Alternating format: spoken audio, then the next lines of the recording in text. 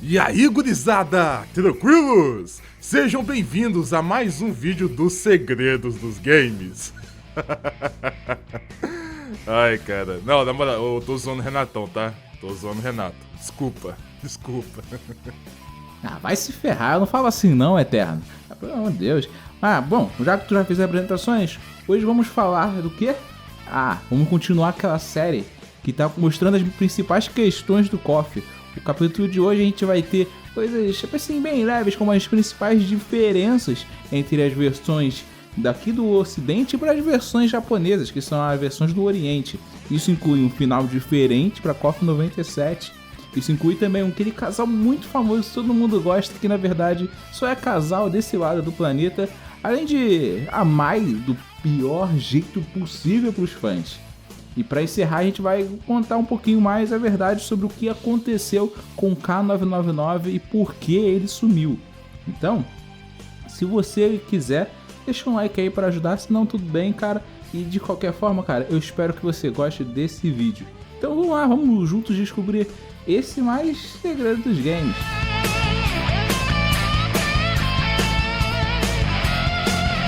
Esse aqui é o episódio 3, antes do 2, é porque o 2 ainda não saiu, ele vai sair lá no KOF da depressão. Então, só espera um pouquinho que já vai sair. Aconteceu um pequeno problema, mas já vai rolar, beleza? Mas não se preocupa não, que esse episódio aqui também tá muito especial, porque eu trouxe a participação especial do meu amigo farofeiro, Eterno Ninja. E aí, gurizada, tranquilos? Sejam bem-vindos a mais um vídeo dos segredos dos games. Fui convidado para fazer essa participação no canal do meu brother Renato Cavaleira. Ele sabe o quanto eu amo The King of Fighters e o assunto de hoje é bastante interessante. E tenho certeza que vai te surpreender. Então chega de papo e bora, Renatão, fala logo, mano. Round 1. Então vamos começar do começo, falando mais da primeira parte do vídeo sobre o suposto final, onde Yashiro, Sherm e Chris morreram se sacrificando por Orochi no final do trio. Primeiramente é muito bom ver a quantidade de gente comentando e participando, se tornou um debate até em outras redes e outras línguas, e fico muito feliz por você que assiste e repercute o conteúdo que eu faço. É um apoio surreal saber que você se importa tanto comigo e com o meu conteúdo.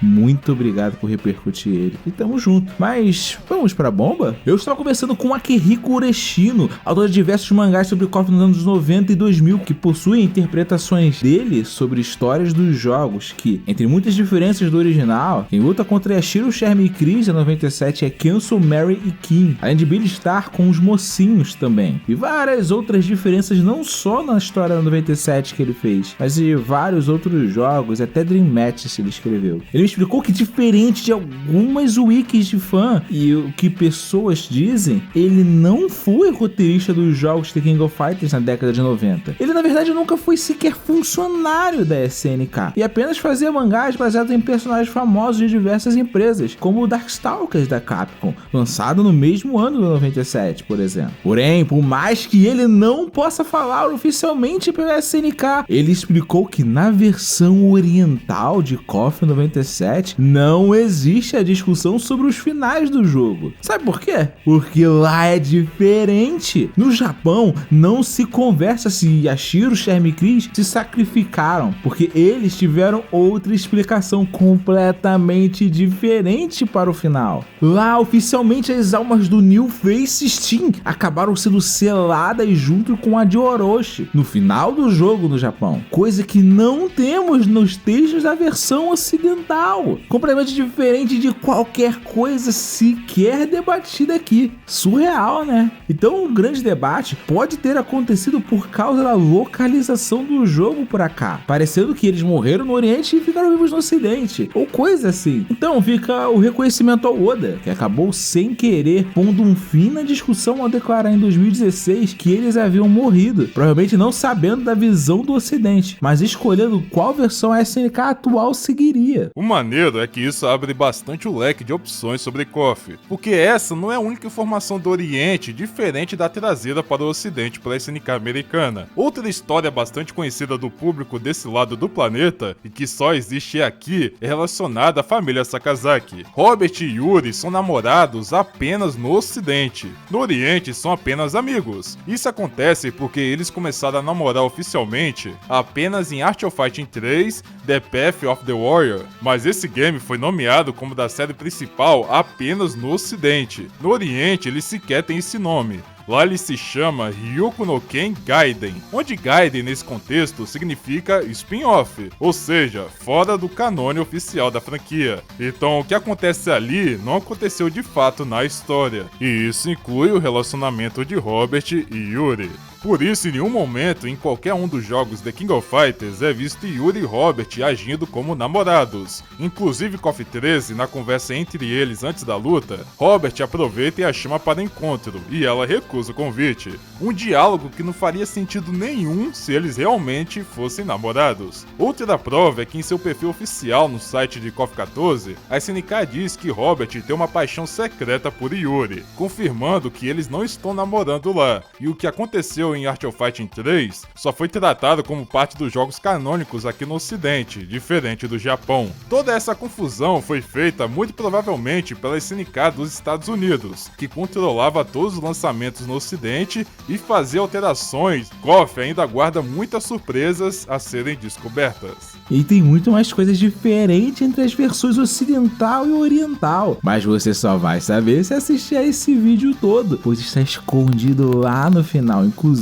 a parte da Mai. Então vamos continuar falando de curiosidades do KOF, continuando o tema casais? Tá, então fala a verdade aqui pra mim, Renatão, quais são os casais oficiais do KOF? Então, após, por assim dizer, divórcio da Yuri e Robert no Oriente, podemos responder melhor a uma das perguntas dos inscritos e apoiadores do Segredo dos Games sobre quais são os casais oficiais no game. O mais famoso é Andy e Mai. Eles nunca haviam sido namorados, e era uma tradição da franquia ver Mai correndo atrás de Andy e ele recusando o tempo todo. Mas quando os perfis dos lutadores de KOF 14 foi lançado no site oficial da SNK, descobriu-se que ela está em um relacionamento amoroso com o Andy e que já moram até juntos, como foi dito num diálogo deles pré-luta. Uma mudança e tanto. Além deles, quem tem ou já teve algum tipo de relacionamento, mesmo que rápido, em algum jogo da série, seja canônico ou não, são Kyo Yuki, Gang Will Wong, Nameless Isolde, Terry Blue Mary, Nelson e Lícia, Joey Gashi e a irmã de Billy Kane, a Lily Kane, Saisyu e Shizuka, mãe de Kyo, e Gorodaime e sua esposa Jo Kyojo, diretora do colégio onde Kyo, Atena e Shingo estudam em KOF Kyo. Qualquer outro casal muito provavelmente é um boato ou um interesse amoroso não correspondido dentro do jogo. Na dúvida, deixa um comentário e os apoiadores aqui do Segredo dos Games vão te ajudar, ou eu mesmo apareço pra isso, já que eu leio e respondo todos os comentários nos vídeos. Beleza, já vimos os casais, mas na moral, me explica aí, irmão, o que foi aquele beijo do Kenso no Bao no final do KOF 2000? Me explica aí. Vixe, essa é uma história bem complicada. Há uma saga secundária que acontece durante a saga Nestes, que envolve o time da Athena. Essa saga é conhecida pelos fãs como a Saga do Dragão e teria os Psycho Soldiers lutando contra o clã Hisoku e outros lutadores relacionados, incluindo Duolon e Lin. Na saga, o Kenso repentinamente perde seus poderes ao começar a treinar com Bao. Ambos possuem um poder chamado o Espírito do Dragão, mas Bao é capaz de absorver energias, ficando cada vez mais poderoso. No fim do trio, na 2000, quando o Canhão Zero é disparado, Bao pula na frente do poder e o absorve para salvar a todos, mas fica em estado grave devido à quantidade gigantesca de energia. Kenso, por instinto, o beija e acaba absorvendo também os poderes a mais de Bao, e assim voltando a ficar extremamente poderoso. Em várias histórias de fantasia, o beijo representa a troca de sensações, experiências e por aí vai. O beijo em si, na 2000, não parece ter tido inclinação sexual, mas sim apenas representativa. Veja porque o Bao é apenas um garoto de 12 anos e o Kenso um jovem de 19, da cadeia. Mas é que não que isso seja um empecilho para alguns criadores de conteúdo japoneses, né? Mas nesse caso, pelo menos pra mim, não parece ter sido essa a intenção. nesse caso. Infelizmente, essa saga nunca teve um final ou maiores explicações, mas seria bem diferente ver os Psycho Soldiers como protagonistas de uma saga própria dentro de KOF. Personagem gay assumido mesmo, não há nenhum no KOF assumido até o momento que eu lembre, mas há outras orientações sexuais, como a Maturi, que é bissexual assumida, segundo as anotações dos desenvolvedores da SNK. Lutadores mais andrógenos como Benimaru, Ash e o próprio Bao não foram revelados como homossexuais até o momento, apenas possuem um visual mais agradável aos gostos de certos tipos de público que a equipe de desenvolvimento de KOF quis alcançar na época. Na verdade, Benimaru é um grande mulherengo e sempre dá em cima das meninas que ele considera bonitas no KOF. Mas vamos falar a verdade aqui, Natão, tem uma coisa aqui que tá martelando minha cabeça faz anos. O que realmente aconteceu com o K49, ou K999, ou K9, como eu sempre digo? Por que ele não voltou? É agora que a treta fica gigante. Todo mundo sabe que, embora a SNK nunca tenha falado disso oficialmente, K49 ou K9999, como geralmente dizíamos nos fliperamas, foi claramente inspirado em Tetsuo, do anime clássico Akira, que fez muito sucesso no fim dos anos 80 e começo da década de 90, não tendo só design parecido, mas golpes, falas e até o mesmo dublador, Nozumo Sakazaki. O dublador não foi criado pela SNK, mas sim pela Eolif, um estúdio coreano de games responsável por KOF 2001 e 2002. O mesmo vale para Ignis, Melee e Angel, também criadas por esse mesmo estúdio.